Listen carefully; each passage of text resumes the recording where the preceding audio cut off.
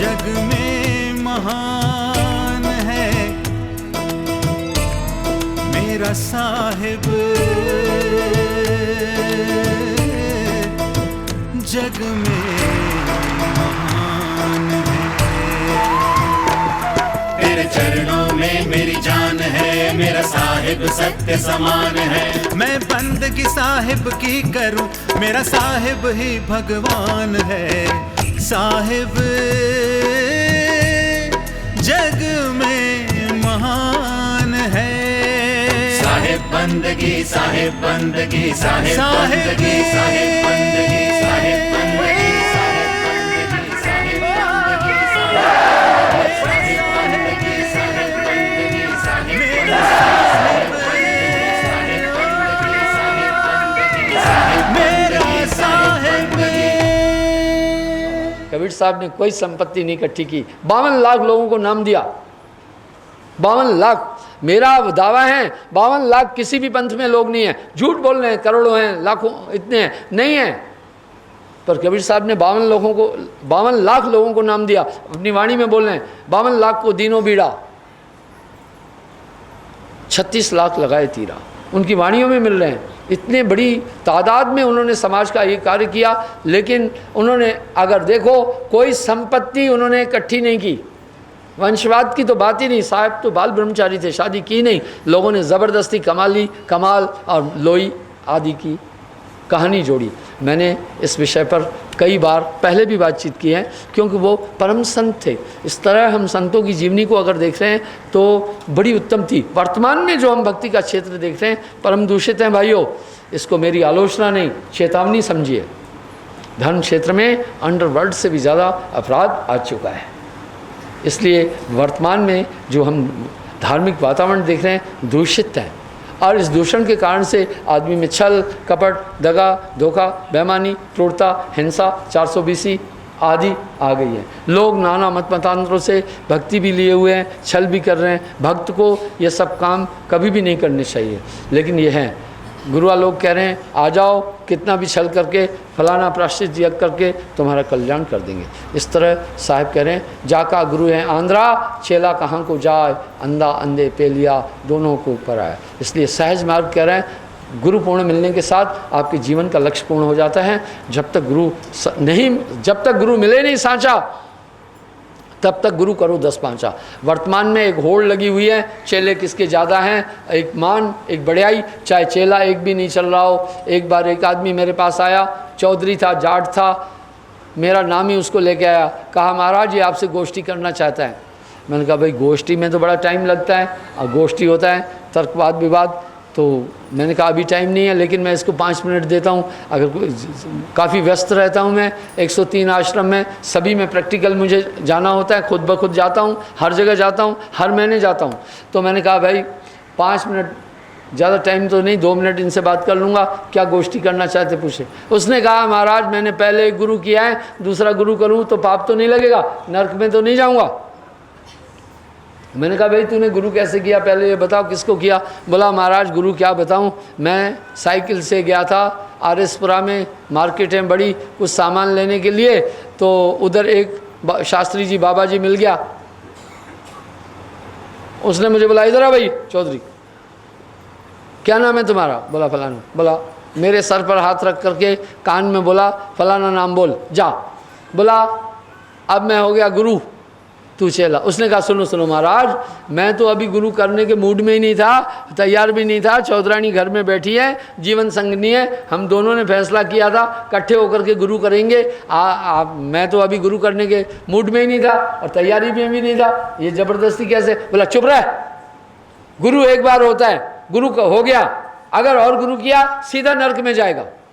तो महाराज अब मैं आपका सत्संग सुनता हूँ, मैं आपको गुरु धारण करना चाहता हूँ, तो मुझे बताओ नर्क में तो नहीं चला जाऊँगा। आज शैली यहाँ पहुँच गई है।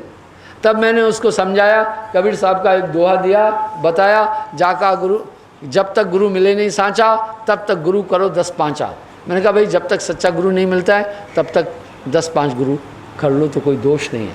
तो इस तरह वर्तमान में हमारे देश में गुरु पद्धति इतनी दूषित होती जा रही है, शैली दूषित होती जा रही है। इसलिए हमें चिंतन करना होगा, हमें निसंदेह चिंतन करना होगा गुरुत्व पर, क्योंकि सहज मार्ग ये कह रहे हैं करण करावन को कुछ नहीं, एक पूर्ण गुरु आपको संसार सागर से पार कर देगा, एक सिस्टम आपके अंदर स्थापित कर देगा।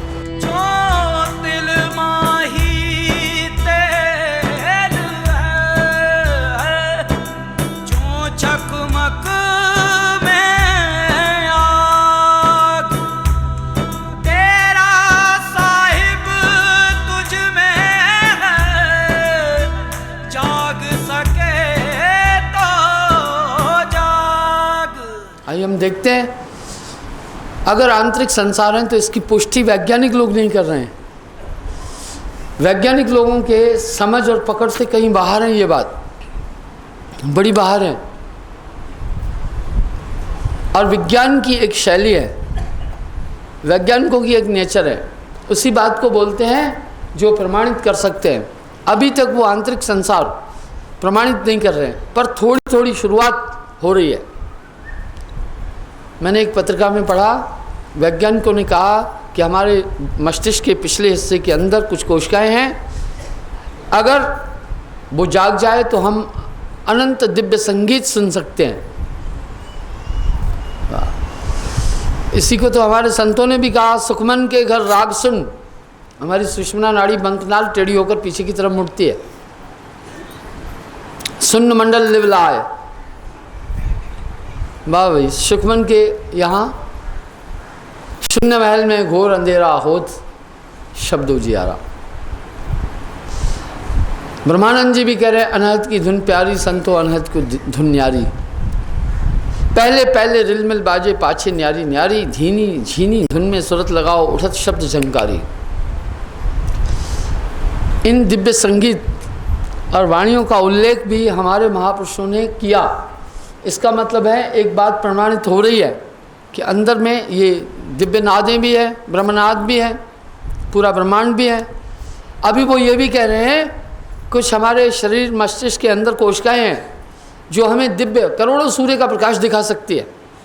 वैज्ञानिक लोग अब थोड़ा थोड़ा इस तरफ वो आ रहे हैं। ये हमारा पूरा शरीर दिव्य स्नायु मंडलों से जुड़ा हुआ है और हम स्वाद ले रहे हैं, ये भी कोशिकाओं का खेल है। हम वस्तुओं को देख रहे हैं, ये भी कोशिकाओं का खेल है। हम सुन समझ रहे हैं, ये भी कोशिकाओं का खेल है। हम बोल रहे हैं, ये भी कोशिकाओं का खेल है। इसका मतलब है हमारे शरीर में कुछ अत्यंत सूक्ष्म कोशिकाएं भी हैं जो हमें काफ़ी खेल और नज़ारे दिखा सकती है। ये दुनिया कैसे देखी जाए, आंतरिक दुनिया? जैसे हम सब स्वप्न में जाते हैं, एक दुनिया देखते हैं, बड़ी लाजवाब स्वप्न की दुनिया है, बड़ी अजीब सपने की दुनिया है। हम इस जागृत अवस्था से निकलकर उसमें चले जाते हैं, बड़ी अजीब सी दुनिया है। उस संसार में जाकर हम सब काफ़ी खेल तमाशे देखते हैं, काफ़ी काम करते हैं, काफ़ी नज़ारे देखते हैं। ये दुनिया है।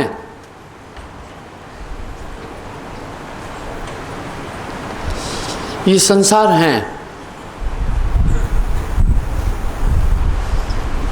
ये अपने अंदर दुनिया है।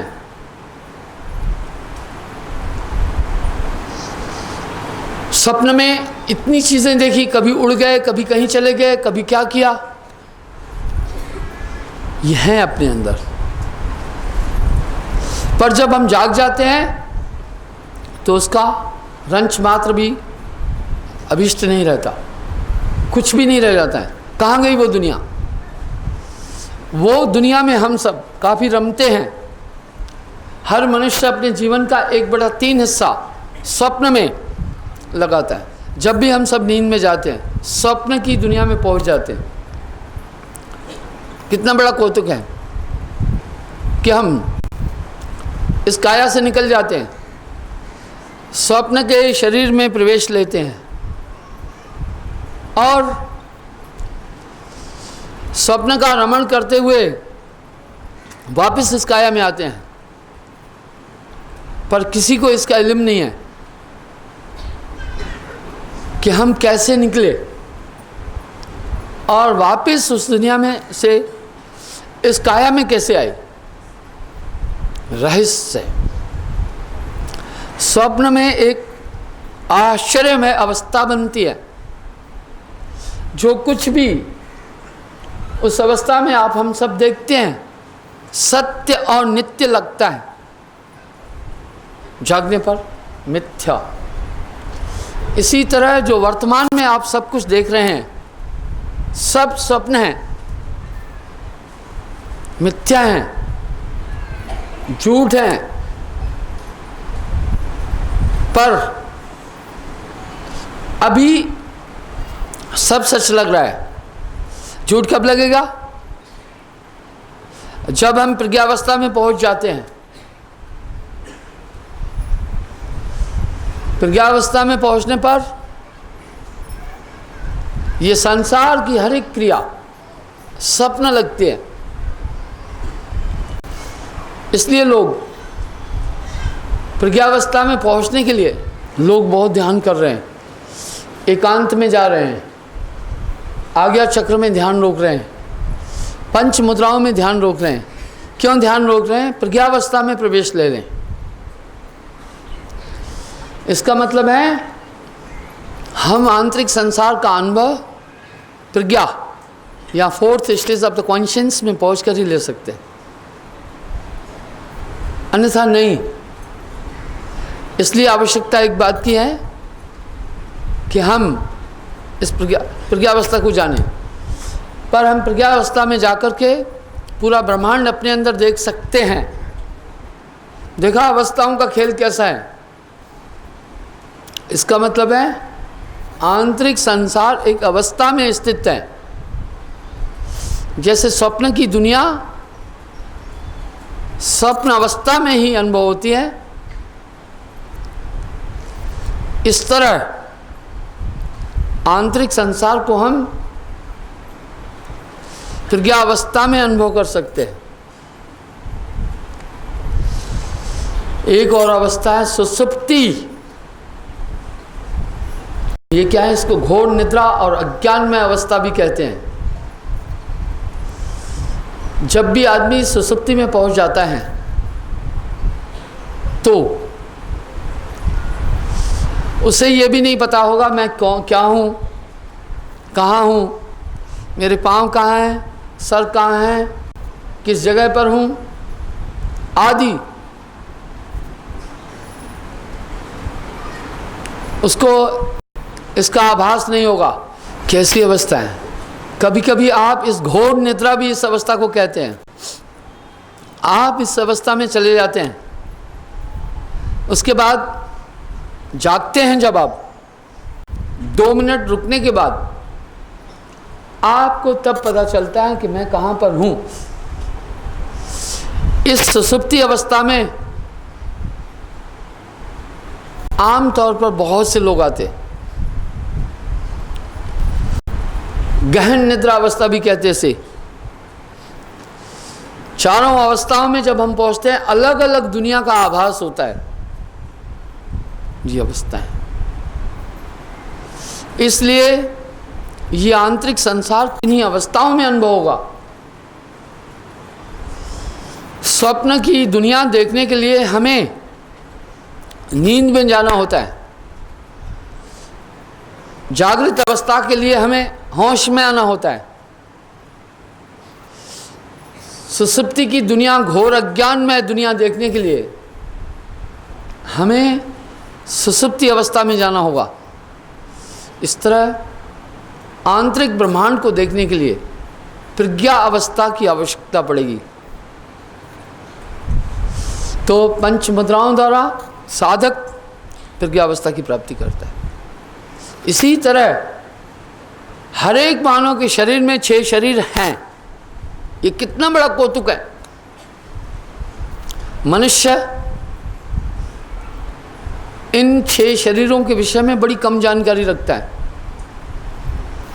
कई रोमांच और रहस्यमय वृतांत पढ़ने सुनने को मिलते हैं कि उसकी आत्मा गई थी। कभी कभी आप भी देखते हैं कहीं कहीं आप उड़ने लग जाते हैं। ये सब शरीर आपके अंदर विद्यमान है, ये सब अवस्थाएं आपके अंदर विद्यमान है।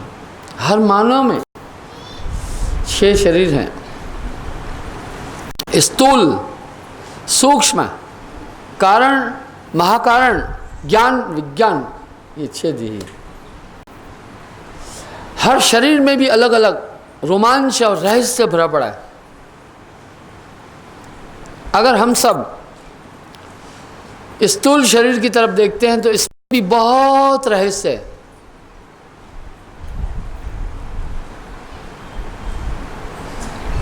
स्थूल काया के अंदर भी काफी रोमांच है, काफी रहस्य है।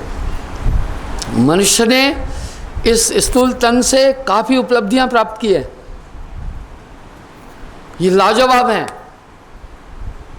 बहुत अनूठा है। कई सिस्टम है इसके अंदर।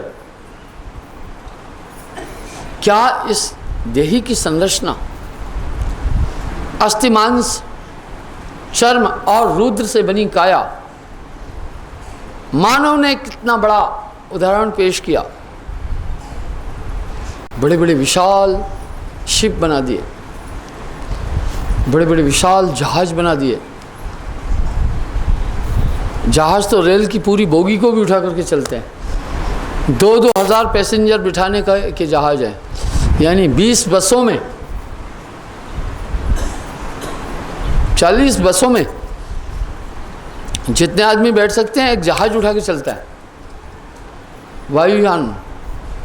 मानव ने इस स्थूल शरीर से बड़ी उपलब्धियां प्राप्त की हैं। ये मामूली नहीं है, निरंतर मानव उन्नति करता जा रहा है और ब्रह्मांड के रहस्यों को नाना ग्रहों की तरफ चल रहा है। ये पूरा जलवा इस मानव तन के अंदर निहित है। अगर हम सूक्ष्म शरीर के विषय में भी सोचें तो निद्रावस्था में अलौकिक स्थानों को आप देखते हैं। क्या वो शरीर है? अंगुष्ठ प्रमाण है, एक अंगूठे के बरोबर वो काया है, जिसके माध्यम से हम मित्र, शत्रु आदि भी देखते हैं, युद्धें करते हैं स्वप्नावस्था में, ज्ञान परिचर्चाएं होती है, निर्णय लेते हैं, सभी चीज़ें होती हैं। जबकि ये हमारा स्थूल शरीर उस अवस्था में मूर्छित होता है, ये शरीर काम नहीं करता है। लेकिन एक आंतरिक शरीर के द्वारा, एक सूक्ष्म देही के द्वारा हम उसमें प्रवेश लेकर के स्वप्न लोक में विचरण करते हैं। ठीक स्वप्न लोक वैसा ही आभासित होता है जैसे हमें ये भौतिक संसार दिखाई दे रहा है। कितना बड़ा कौतुक है, वो काया मिलती है, सिस्टम्स उसके अलग हैं, इस तन से कहीं उसके सिस्टम बड़े अलग हैं। और तीसरा तन है कारण। ये भी क्या अनूठा, लाजवाब है। न जाने कितनी दूरियां आदमी उस तन से तय करता है सेकंडों में। ये कारण शरीर क्या है? कभी कभी आप देखते हैं आदमी बैठा है, चिंतन में कहीं खोया हुआ है, वो कारण शरीर द्वारा निकल गया।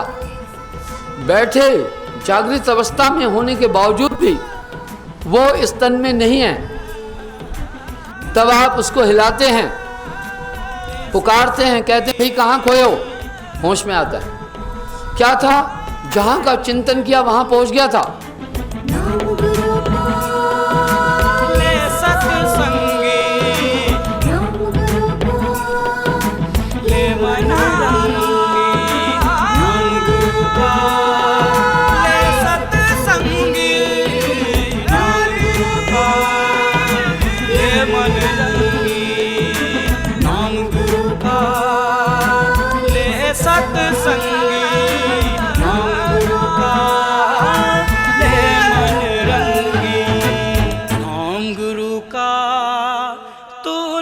सत्संगी